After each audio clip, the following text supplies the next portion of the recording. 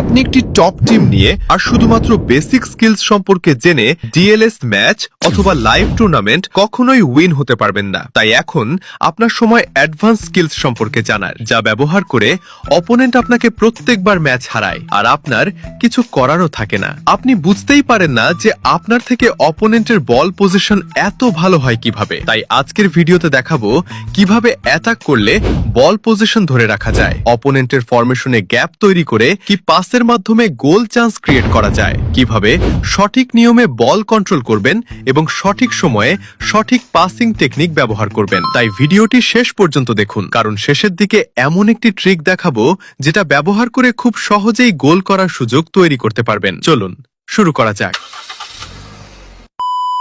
প্রথমত আমরা যে ভুল করি, ম্যাচ শুরু হওয়ার সাথে সাথেই অ্যাটাক মুডে চলে যাই, হাই প্রেস করে ফেলি। হ্যাঁ, বল পজিশন ধরে রাখতে হাই প্রেসিং এর দরকার আছে, তবে সঠিক সময়, সেটা নিয়ে পরে আলোচনা করছি। এখন কথা বলি, প্রথমেই হাই প্রেসে গেলে হবে না, তাতে উল্টো গোল খাবেন। তাই প্রথমে একটু পিছিয়ে থেকে প্লেয়ার পজিশন ঠিক করুন, তারপর অপোনেন্টের ভুল পাসের অপেক্ষা করুন। বল যখন আপনার কন্ট্রোলে থাকবে তখন বল ডিফেন্ডারের কাছে দিয়ে একটু নিঃশ্বাস নিন, তারপর ছোট ছোট ট্রায়াঙ্গেল পাস ক্রিয়েট করার চেষ্টা করুন। তাতে অপোনেন্ট বিরক্ত হয়ে হাই প্রেস করবে, আর ঠিক তখনই তাদের ফরমেশনে গ্যাপ তৈরি হবে। ওই গ্যাপগুলো লক্ষ্য করুন। যখন দেখবেন আপনার ফরওয়ার্ড প্লেয়ার রান নিচ্ছে, তখন একটা কি পাস দেওয়ার চেষ্টা করুন। আর যদি এই ট্যাকটিকটা কাজে দেয়, তাহলে আপনার ফরওয়ার্ড প্লেয়ারের সামনে শুধু গোলকিপার, তাকে কাটিয়ে গোল নিশ্চিত। অনেক সময় আমরা প্রেসারে এসে অনেক বেশি পাস খেলতে গিয়ে ভুল পাস দিয়ে ফেলি, ফলে অপোনেন্ট কাউন্টার অ্যাটাকে গোল দিয়ে বসে। তাই মাথা ঠান্ডা রেখে খেলতে হবে। কোন সময় পাস দেবেন আর কোন সময় বল কন্ট্রোল করে এগোবেন সেটা বুঝতে হবে। আর পাস সঠিক হওয়ার জন্য প্লেয়ার ম্যাক্স করার সময় পাসিং স্ট্যাট যেন ভালো থাকে সেদিকেও খেয়াল রাখবেন। তাই মিডফিল্ডে সব সময় হাই পাসিং এবং হাই কন্ট্রোলিং প্লেয়ার রাখার চেষ্টা করবেন, এতে আপনারই সুবিধা হবে। তাই অপোনেন্ট হাই প্রেস করলে ঘাবড়াবেন না, বল কন্ট্রোল করুন, শান্ত থাকুন আর সুযোগ তৈরি করুন। আপনার মতে বল পজিশন নাকি কাউন্টার অ্যাটাক, কোনটা বেশি কার্যকর? কমেন্টে অবশ্যই জানাবেন। এখন কথা বলি অ্যাডভান্স ড্রিবল নিয়ে। অনেকেই মনে করেন অ্যাডভান্স ড্রিবল মানেই স্ক্রিনে লেফট রাইট স্লাইড অথবা আপ ডাউন স্লাইড করা, কিন্তু না, ওগুলো এখন বেসিক স্কিল হয়ে গেছে। এখন ভালো প্লেয়ার আর প্রো প্লেয়ারের মধ্যে সবচেয়ে বড় পার্থক্য তৈরি করে জয়স্টিক কন্ট্রোল। অ্যাডভান্স ড্রিবলের সবচেয়ে গুরুত্বপূর্ণ বিষয় হলো আপনার লেফট হ্যান্ড অর্থাৎ জয়স্টিক। আপনি জয়স্টিক যত ভালোভাবে কন্ট্রোল করতে পারবেন, তত সহজে অপোনেন্টের প্রেস ভাঙতে পারবেন। কিভাবে? অপোনেন্ট যখন হাই প্রেস করে তখন প্রথম কাজ হবে মাথা ঠান্ডা রাখা। অনেকেই প্রেস দেখেই তাড়াহুড়ো করে পাস দিয়ে দেন আর সেখানেই ভুলটা করেন। তার পরিবর্তে 1 সেকেন্ড সময় নিয়ে লক্ষ্য করুন অপোনেন্ট কোন দিক দিয়ে আপনার দিকে আসছে। যদি দেখেন সে আপনার ডান দিক থেকে প্রেস করছে, তাহলে জয়স্টিক বাম দিকে ঘুরিয়ে দিন, আর যদি বাম দিক থেকে আসে তাহলে জয়স্টিক ডান দিকে নিয়ে যান। এই ছোট্ট মুভমেন্টই অপোনেন্টকে ভুল পজিশনে নিয়ে যাবে। আরেকটা গুরুত্বপূর্ণ বিষয় হলো, এই ট্রিক ব্যবহার করার সময় অযথা ফাস্ট স্প্রিন্ট করবেন না, কারণ স্প্রিন্ট করলে বল প্লেয়ার থেকে একটু দূরে চলে যায়, ফলে ডিফেন্ডারের জন্য বল কেড়ে নেওয়া সহজ হয়ে যায়। তাই প্রেসের সময় আগে বল কন্ট্রোল করুন, তারপর জায়গা তৈরি হলে স্প্রিন্ট ব্যবহার করুন। এই অ্যাডভান্স ড্রিবল শুধু প্রেসার থেকে বের হওয়ার জন্য নয়, বরং 1v1 সিচুয়েশনে খুব সহজেই ডিফেন্ডার কাটিয়ে সামনে এগিয়ে যাওয়ার জন্য এটি দারুণ কার্যকর। আর সবচেয়ে বেশি কাজে দেয় যখন আপনি বল নিয়ে গোলকিপারের দিকে এগিয়ে যাচ্ছেন আর গোলকিপারও আপনার দিকে বের হয়ে আসে। ঠিক তখন সামান্য জয়স্টিক কন্ট্রোল ব্যবহার করে খুব সহজেই গোলকিপারকে কাটিয়ে যেতে পারবেন। এরপর শুধু গ্যাপ দেখে একটি সহজ শট আর গোল। তাই এই স্কিলটি 1-2 ম্যাচ খেলেই আয়ত্তে আসবে না, নিয়মিত প্র্যাকটিস করুন। যত বেশি প্র্যাকটিস করবেন তত দ্রুত বুঝতে পারবেন কোন পরিস্থিতিতে কোন দিকে জয়স্টিক ঘোরাতে হবে। আর যারা আমার আগের ভিডিওগুলো দেখেছেন তারা নিশ্চয়ই এই ট্রিকটির সঙ্গে আগে থেকেই পরিচিত। আপনি কি আগে থেকেই এই ট্রিকটি জানতেন নাকি আজ প্রথম জানলেন? আর আপনার কাছে সবচেয়ে কঠিন বিষয় কোনটা, প্রেস ব্রেক নাকি 1v1 ড্রিবলিং? কমেন্টে অবশ্যই জানাবেন। এখন কথা বলি কিছু পাসিং মিস্টেক নিয়ে, যার কারণে আপনি বল পজিশন ধরে রাখতে পারেন না।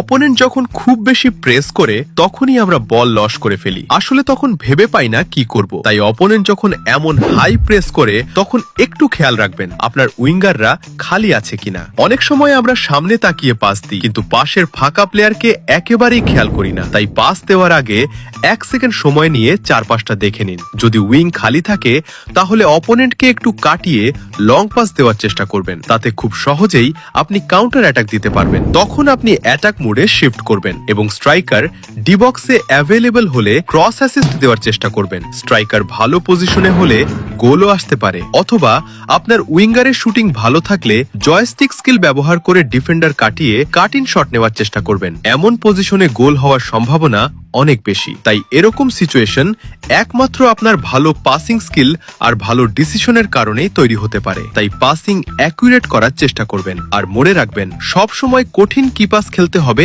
এমন নয়। সহজ পাস খেলেও অনেক সময় দারুণ অ্যাটাক তৈরি করা যায়। আপনার পাসিং ভালো হলে প্রত্যেক ম্যাচ শেষে লক্ষ্য করবেন 60+ পাস খেলছেন। শুধু পাসিং খেললে বেশিরভাগ সময় ম্যাচ ড্র হওয়ার সম্ভাবনা থাকে। তাই আপনার শুটিং আর ফিনিশিংও ভালো করার চেষ্টা করবেন।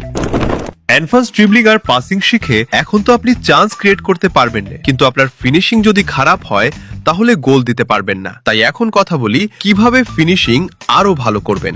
যখন ডি বক্সের বাইরে থেকে শুট নেবেন তখন চেষ্টা করবেন গোল পোস্টের কর্নারের দিকে শট নিতে, তাতে কাট ইন গোল হওয়ার সম্ভাবনা অনেক বেশি। আর যদি গোলকিপারের দিকে শুট নেন তাহলে বেশিরভাগ সময় গোলকিপার সহজেই বল আটকে ফেলবে, আপনি যত প্রেসার নিয়ে শুট নেন না কেন। তাই ডি বক্সের বাইরে থেকে শুট নিলে সবসময় কর্নার টার্গেট করার চেষ্টা করবেন। আর শট নেওয়ার আগে যদি একটুও স্পেস তৈরি করতে পারেন তাহলে গোল হওয়ার সম্ভাবনা আরো বেড়ে যাবে। আর যদি ডি বক্সের ভেতরে বল নিয়ে ঢুকে পড়েন তাহলে জয়স্টিক ব্যবহার করে অ্যাডভান্স ড্রিবল করার চেষ্টা করবেন, তাতে অপোনেন্ট প্লেয়ারদের অটো সুইচ ল্যাগ হবে, ফলে গ্যাপ তৈরি হবে। আর তখন একটি সিম্পল শটেই গোল হয়ে যাবে। তাই ডি বক্সের ভেতরে অযথা তাড়াহুড়ো করে শট না নিয়ে আগে ছোট্ট একটা গ্যাপ তৈরি করার চেষ্টা করুন। তাই এখন ডিএলএস লাইভ টুর্নামেন্ট উইন হতে এই অ্যাডভান্স স্কিলগুলো সম্পর্কে জানা খুবই গুরুত্বপূর্ণ। আপনি বেশিরভাগ গোল ডি বক্সের বাইরে থেকে করেন নাকি ডি বক্সের ভেতর থেকে, কমেন্টে অবশ্যই জানান।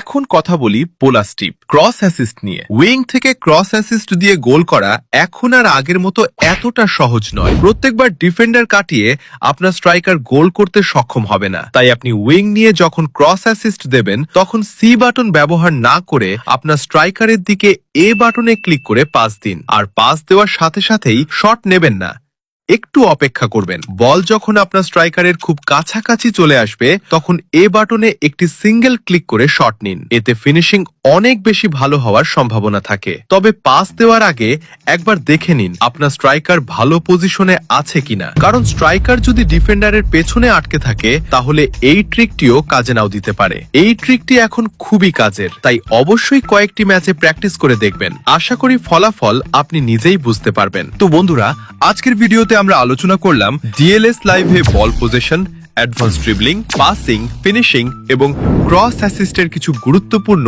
অ্যাডভান্স স্কিল সম্পর্কে। আশা করি আজকের ভিডিও থেকে নতুন কিছু শিখতে পেরেছেন, যা আপনার পরের ম্যাচগুলোতে অবশ্যই কাজে লাগবে। ভিডিওর কোন ট্রিকটা আপনার কাছে সবচেয়ে বেশি কাজে লেগেছে আর পরের ভিডিওতে কোন টপিক নিয়ে ভিডিও দেখতে চান, কমেন্টে অবশ্যই জানাবেন। ভিডিওটি যদি ভালো লেগে থাকে তাহলে একটি লাইক করবেন। আর ডিএলএস এর এমন আরো অ্যাডভান্স টিপস, ট্রিক্স এবং টিউটোরিয়াল পেতে চ্যানেলটি সাবস্ক্রাইব করে পাশে থাকা বেল আইকনটি অন করে রাখুন। তবে শুধুমাত্র অ্যাটাক আপনাকে ম্যাচ উইন হতে সাহায্য করবে, কিন্তু অ্যাডভান্স ডিফেন্স স্কিল না থাকলে টুর্নামেন্ট উইন হতে পারবেন না। তাই অ্যাডভান্স ডিফেন্সিভ স্কিল নিয়ে ভিডিও খুব শীঘ্রই আসবে। ততক্ষণ পর্যন্ত চ্যানেলটি সাবস্ক্রাইব করে রাখুন। আর আপাতত কিভাবে খুব দ্রুত এবং সঠিক উপায়ে আপনার লেজেন্ডারি টিমকে ম্যাক্স করতে পারবেন তা জানতে স্ক্রিনে থাকা ভিডিওতে ক্লিক করুন। আজকের মতো এখানেই বিদায়, দেখা হবে পরের ভিডিওতে। ভালো থাকবেন, সুস্থ থাকবেন। আল্লাহ হাফেজ।